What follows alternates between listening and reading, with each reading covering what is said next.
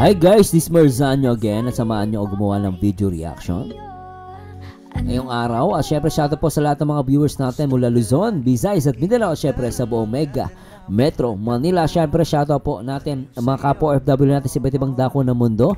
At welcome dito sa One Kalingap, One Family sa pangunan ni Kuya Bal Santos Matubang, Ate Edna at syempre di Kalingap Rob. At hindi ko na papatagalin guys, ito po, magdi-disclaimer na po ako. Trabaho lang po, walang personalan. As a reactor, kailangan ko po maging well-informed at maging aware din sa paligid, especially din sa community ng Kalingap. At ito po i-react po natin based sa video. Ngayon po, yung mga sasabihin ko po, yung mga opinion ko po, sarili ko po pananaw yan. Hindi ko po yan pinipilit. No, hindi ko po pinipilit, no. Sa tingin niyo mali po ako, no. You're free to make opinion. At the same time, sana po lawakan po natin ating mga unawa at pairalin po natin ang pagiging Pilipino, pagiging Kristiyano, kung naniniwala tayo sa Diyos, no. So, yun po sana, maging open-minded po tayo.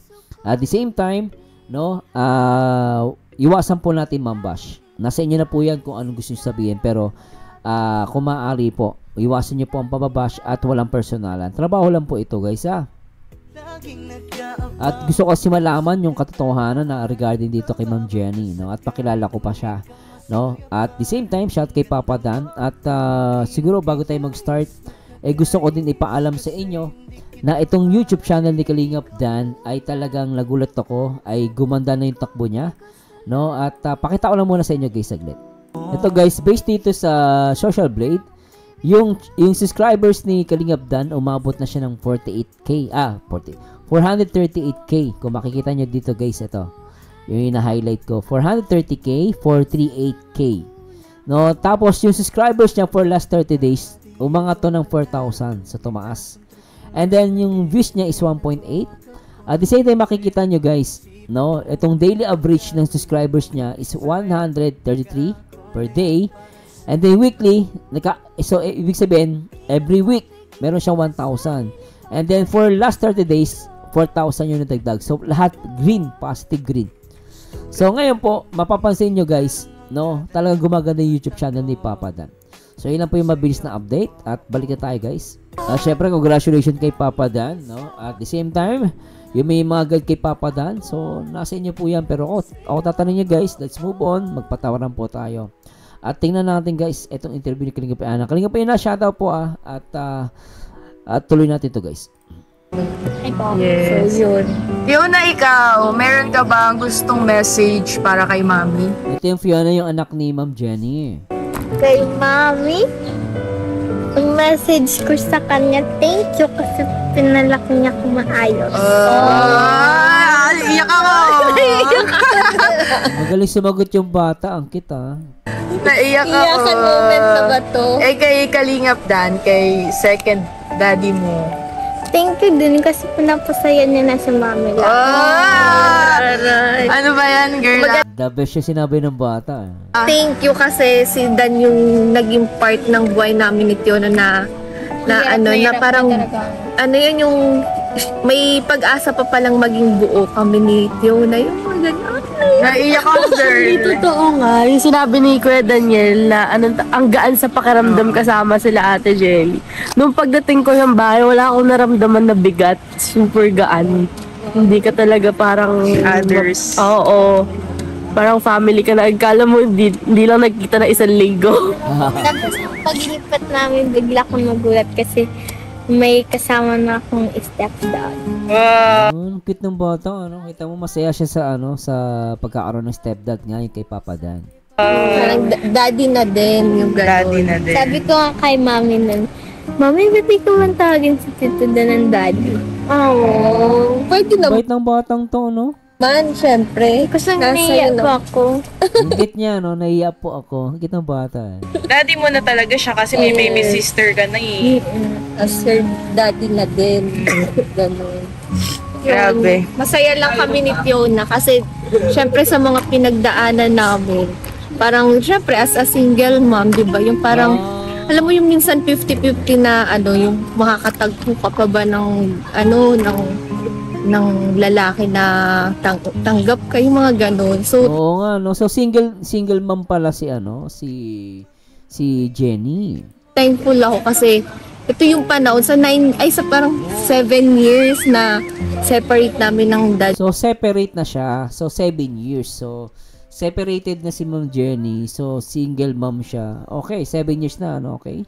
Tuloy natin. Pasensya na guys, ina-analyze ko po kasi. Inaalam ko. Kasi ngayon ko pala narinig to eh. Thankful ako kasi ito yung panahon sa parang 7 years na separate namin ng dad niya is parang siguro ito yung time ko parang mabuo yung magkaroon ulit kami ni Tiona ng buong family. Matagal din siya bago nagkaroon ng ng another partner. At totoo yun eh, hindi madali. Totoo lang guys, hirap din. Kumbaga, tama siya eh, 50-50, hindi ganun kadali makahanap ng panibagong partner. Lalo na may anak ka pa, na babae pa yan. Syempre, hindi naman pwedeng kukuha ka na ng basta lalaki. Hindi ganun. Syempre, pipiliin mo din. And matagal din pala siya naghintay, 7 years, ano. So, separated na siya. Okay. Grabe ang thank you so much. Na yung boss. Si Shaira kasi. Naiyak kasi ako habang ina-interview sila. Hindi. May nagtutulog. Ba't nag-iiyakan tayo, girl? Interview lang. Yung water sa buko. Kumbaga ang nakapatrigger sa akin iyak yung salita ni Tiona. Kasi, Siyempre, as a mother. oo, yung parang Shona. gusto ko mabigyan yung anak ko ng buong family. Pero ito na yun, meron na. Yun na. Happy na kami dalawa. And siyempre, girl, as a single mom, Oo. Alam ko madami ka nakikitang comments about single mom, second hand, mga Ayan yung actually, yan doon ako nalulungkot medyo personal yung attack sa kanya.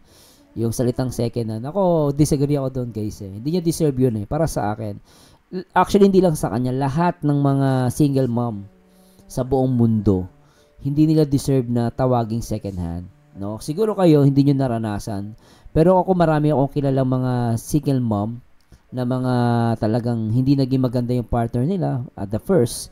Pero hindi nila, mayroon silang karapatan na umibig ulit. At hindi sila dapat tawagin na second hand. No, lalo na sinabi naman niya separated na. Siguro hindi lang sila I don't know guys, ito opinion ko lang Siguro hindi lang sila annulled sa papel, pero totally separated na 'yon. Kasi may mga nababasa akong comment, hindi daw pwedeng ikasal. Yes, of course, syempre kung undergo nasa on process pa rin yung annulment. Pero syempre sa mata ng Panginoon, hindi naman natin pwede silang husgahan. Yung iba sinasabi nila, ito guys, sarili ko opinion sinasabi nila hindi sila agree. Pero sa akin, ito guys, lahat naman tayo entitled sa opinion. Pero sa akin, puso nila yan, buhay nila yan, wala akong karapatan na humusga. Tanging Diyos lang ang maapagsalita kung mali ba to o tama. Yun ang masasabi ko. Kasi separated na sila eh. Hindi natin alam kung ano yung pinag-awayan nila, kung ano yung reason ng kanilang buhay. Labas na tayo doon. Personal na buhay nila yon. Pero wala tayong karapatan na humusga. No? At the same time, kung separated na sila, so may karapatan na siyang makipaghiwalay, no? Ay kumuha ng panibagong karelasyon. So para sa akin, walang problema doon. So tuloy natin. hand, mga ganyan.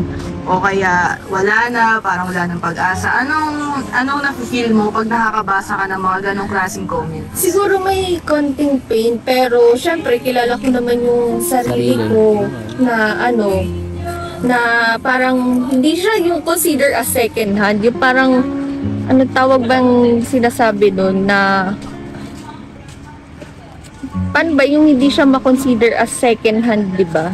Parang term lang siguro nila yung para mabash lang nila, pero parang ito yung yung second na pagkakataon na hindi mag-fail yung binubuo mong family. Yun. Ganun lang. At saka ako kasi syempre wala pa naman akong family. Oo. Pero since si Mama Gemma single mom, si Tita Elena ikaw single mom. Oh, 'di ba si Mama Gemma single mom din pala 'yun. Oy, nanay ni Papa Dan, 'di ba? Ako syempre nasasaktan lang ako sa mga ganong comment dahil para sa akin, hero ang mga single mom. Kasi, syempre, yung pagtaguyod, sakripisyo mo sa anak mo, yung puyat, yung pag-aalala mo kung paano siya mapapalaki ng maayos na hindi kumpleto yung family, diba, ganun. Kaya, ako, pag about single mom talaga. Talagang kasi, talagang kahit sabi natin may support ng financial ng ano niya, Iba father yung niya, iba pa rin yung sakripisyo na kayo lang yung magkasama eh. Parang talagang andun pa rin yung pagiging ano, yung tumatayo bilang tatay rin ng ano. Tsaka Jenny, hindi naman kasi lang financial talaga kailangan ng isang bata. Siyempre yung time, yung effort mo, at the same time yung emotional support, napaka-importante niyan. Na kayo lang yung magkasama eh. Parang talagang andun pa rin yung pagiging ano, yung tumatayo bilang tatay rin ng ano, ng anak. And girl, ito, ano ang nafe-feel mo pag sinasabi nila na si Kalingap Dan is naging kayo lang dahil may pera ka, may kaya ka. Grabe, ano? Tindi yung gano'n, no? Ewan ko lang, guys, ha? Kasi para sa akin, labas na talaga yun. Masyado ng personal, eh, no? Kumbaga, puso ng tao yun, eh. No? Mahirap kumusga talaga, guys. Kaya sabi sa Biblia, ang paghusga sa Panginoon, eh. Hindi sa tao. Hindi natin, alam, tandaan nyo, guys, wala tayong karapatan na humusga kahit kanino. No? Lalo hindi natin kilala. Ang paghuhusga, ang may trabaho yan ang Diyos. Hindi natin nababasa yung laman ng puso ng isang tao.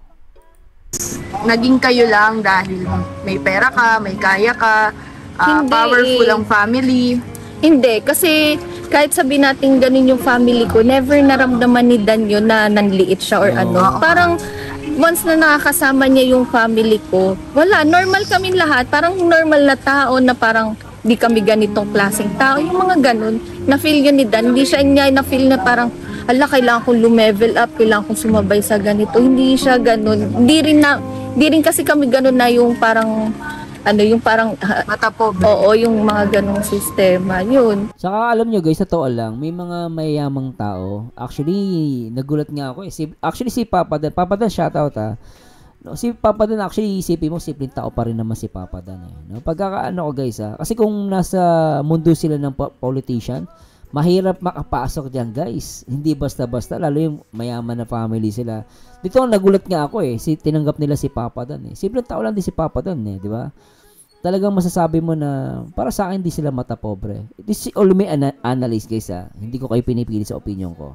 Kasi sabi ko kasi nga sa inyo, kapag mga politician yung nasa yung lineage nila, minsan mapili yan sa mapapang-asawa ng kanilang anak. Siyempre, hahanap yan ng ka-level din nila na politician. Pero it turns out, ito naman natanggap nila si Papa Dan, which is good, eh.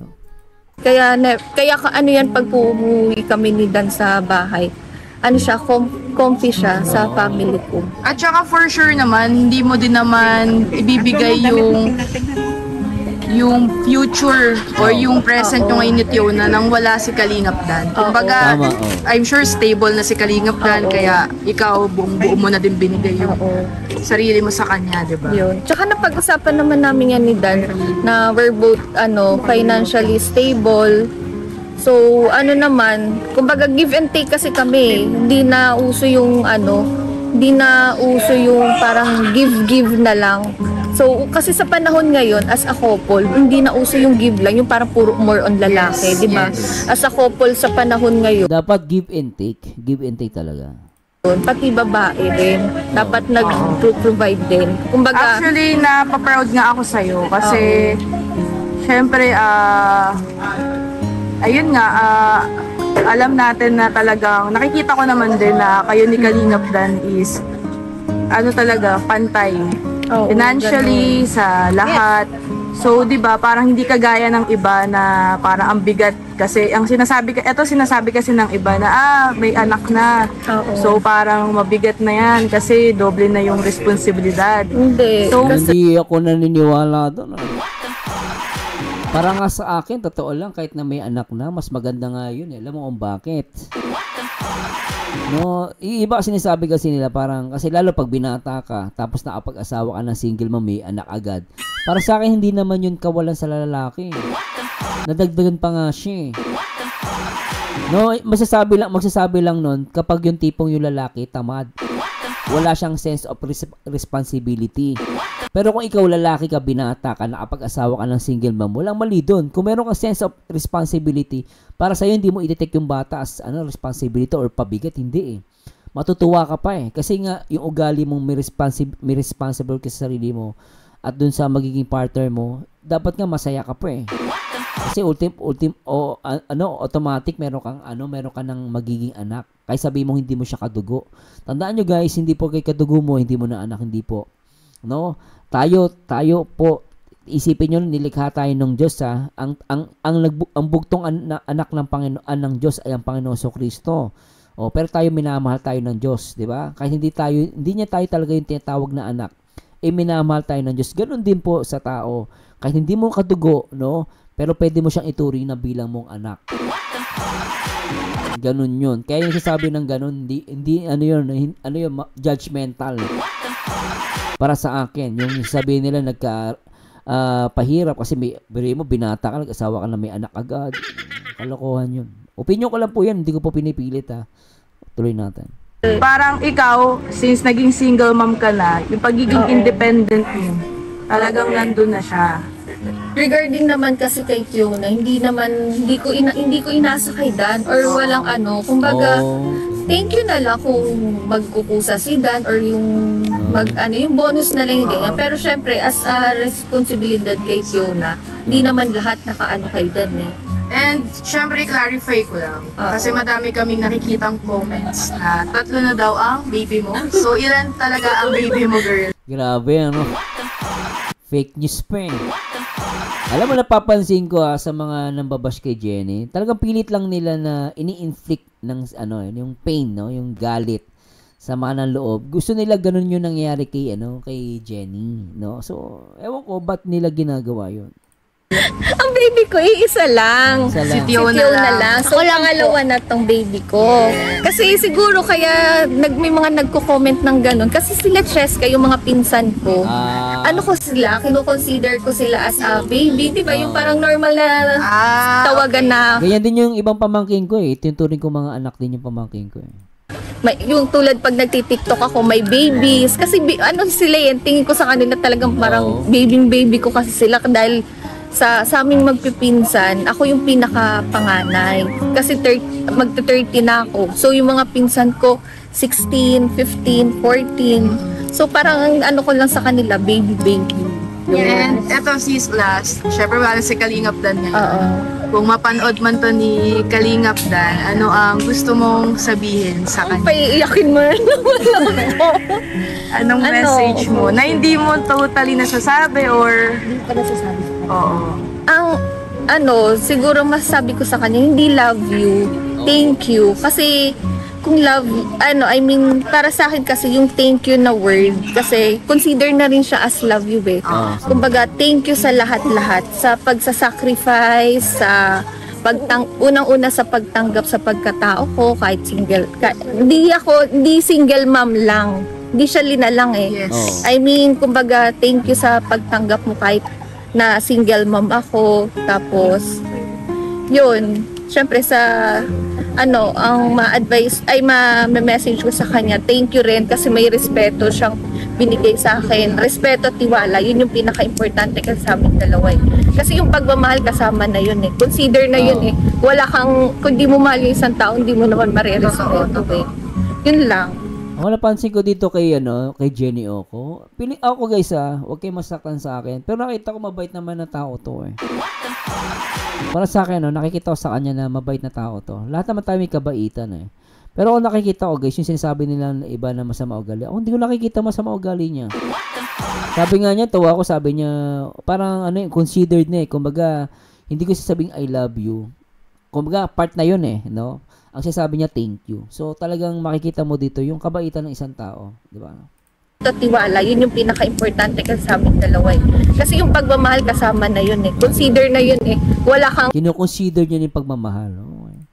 Kung di mo mahal yung isang tao, hindi mo naman marirespeto eh. Yun lang. So, thank you, Kalingap Dan, Boss D. Then, love you. Saka naalala ko yung verse sa Biblia. Meron yung umiinom ang Panginoon Kristo. Tapos may kausap siyang babae doon. Basahin nyo na sa Biblia guys ko lang. May kausap siyang babae. Marami siya naging asawa. Ang naging asawa niya 7. Una, namatay yung unang asawa niya. Tapos ang pumalit yung kapatid din niya. Tapos namatay na naman. May panibago na naman. Tapos meron namang namatay, tapos panibago na naman. Kaya yung mga nagsasabi, ito guys, sarili ko opinion to at sa biblical po ito, yung nagsasabi na hindi sila agree, lahat tayo entitled tayo. Pero hindi natin pwedeng husgahan si Jenny at si Papa Dan. Tandaan nyo guys, yung babae na sa balon, marami siya naging asawa, pagkaalam ko 7. Pero tinanggap ng Panginoong Jesucristo. Si Jenny Oco pa, isa lang naman yung naging separated sila ng asawa niya noon, no, yung partner niya. And then nagkaroon, ang tanong, masama ba? Hindi, dahil even ang Panginoong Jesucristo, tinatanggap niya ang babae na nagkaasawa ng 7. Nasa Biblia po yan. Ito lang comment ko. Tuloy natin. Charot. Ikaw uyakin ka, girl. Pero eto, Jenny, gusto ko lang din sabihin sa'yo na kung hindi man tayo ganun pa katagal magkakilala, syempre, at na-surprise din kami sa mga nangyari. Pero gusto ko lang din malaman mo na alam ko naman na alam mo yung totoong nangyayari sa loob ng sa behind the cam. So, support ka. Ito rin yung magandang no? Ito yung gusto ko marinig. You know? Kasi di ba may love team si Kalinga Prab. At alam naman natin, vlog di ba? Pero tuloy natin to, no? So, tuloy natin. May sayo nila Mama Gemma, ng Team Brooks nila, Kuya Brooks, kahit ano man mangyari kasi ang realidad naman talaga ay sinasa likod ng camera. Hindi yung vlog. Oo, tumutulong kami kasi kalingap kami. Pero yung talagang realidad is tayo yung pamilya. So gusto ko lang na sabihin sa'yo na anytime na kailangan mo ng kausap, nandito ako yan, si Shaira nandito din. And ayun, nakasupport kami sa'yo 101%. And ganun din, gusto namin ma-feel mo na genuine kami sa'yo. Hindi dahil sa kung ano man ang estado ng buhay mo. Kasi sa totoo lang, hindi naman din kami mahirap nila siya para sabihin or pagbintangan nila si Kalingap Dan na after lang sa pera mo. Oh, di ba? Nakita niyo naman siguro guys yung channel ni Papa Dan. So, para sa akin, kumikita naman si Papa Dan. Tsaka kung mukhang pera si Papa Dan, guys, hindi yan tutulong. Yung pera na lang niya, hindi niya pang charity, kanya na lang. So, para sa akin, guys, no, nasa inyo naman kung manghuhusga kayo. Karapatan niyo po yan. Pero ako, tatanungin, ayaw humusga sa kapwa. Mahirap. Wala, talagang give and take kami. Hindi habol ni Dan yung pera ko. Kasi bago hindi rin naman habol kay Dan yung pera ko. Kasi bago rin naman kami pumunta dito ni Kalingap Dan, yung lifestyle naman din namin is okay naman. So, thank you so much kasi may pera naman si Ana tsaka si Dan. Tinanggap mo rin ito. Putik. Andiyan ka pala, Papa Dan. Lintik ka.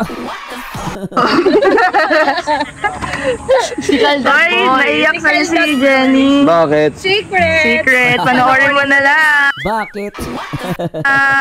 Salamat, girl. Yun. Thank you. Thank you, Tiona. So anyway guys, Kalingap, Ana, thanks so much Kung may nasabi po ako, patawad Kung may nasabi po ako, patawad pa ako po humingi ng kapatawaran. At yun na lang po masasabi ko sa inyo.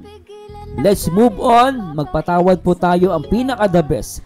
At syempre, wala tayong karapatan na humusga kahit kanino. No, mapa-single mom man yan, kung single mom o hindi, wala tayong karapatan na humusga sa kahit kanino, guys. Pananagutan niya pagdating ng panahon. At sabi ko nga sa inyo, guys, no, hindi porket single mom, uhusgahan na natin. Tandaan niyo sa Biblia, may isang babae sa balon na kinausap na Panginoon Jesucristo na nakapag-asawa ng 7 asawa. Ganyan na ganun yung kaso. Nagkataon lang na nag-separate lang sila. Pero ganun po, hindi po masama ang magkaroon ng panibagong asawa kahit sabi mong single mom yan. Ayan ang masasabi ko sa inyo, guys. At ang paghatol po, ang panghusga ay sa Panginoon. Ngayon, try natin basahin yung mga nag-comment sa last video reactions. Sa mga comment dito. Bago natin tapusin to, guys, basahin muna natin. Sabi ni Batang, dito pala makikita nyo napakabait ni Ma'am Jenny. Makikita kasi yun sa pagpapalaki ng anak at napakagalang marespeto. At sabi ni The Golden Donut, I can see that Jenny is a good person. I, as a supporter of Jomcar, fully support Dan and Jenny. Grabe lang talaga yung mga fanatics mang bash, but you will see naman what kind of people they are sa pananalita nila. They just want to inflict pain just because hindi na pagbigyan ng yung gusto nila. Hindi nila mag-gets yung totoong nangyari. Kailangan talaga sabihin pa sa kanila, "Pips, wake up!" Dan is a charity vlogger. He is keeping his mouth shut about the issue and just receiving everything just to protect more people. Kaya I appreciate him more. May the family you want to create to be filled with love and more blessing. This is just a pace. Real good people can easily put down. Sabi ni Maris Valdez, bakit di ko kayang pigilan ng luha ko tuwing kayo ang nakasalang sa interview? Because I feel you both, boss D and Jenny. At sa anak mo, wala akong masabi kundi you both ay nasa tamang puso. I mean true love. Na kung saan bawat isa ay comfortable sa isa't isa. Continue to be more in love and show to the people that you guys are not the one what they are thinking in negative way. Like bashing is more than enough what you had explained. May God bless your family, Kalingap Dan, and likewise Team Brooks. Love you guys. Anyway guys, maraming salamat sa Diyos at samahan niyo dito guys sa akin next video reaction, and to God be the glory guys. Paalam po. Bye bye.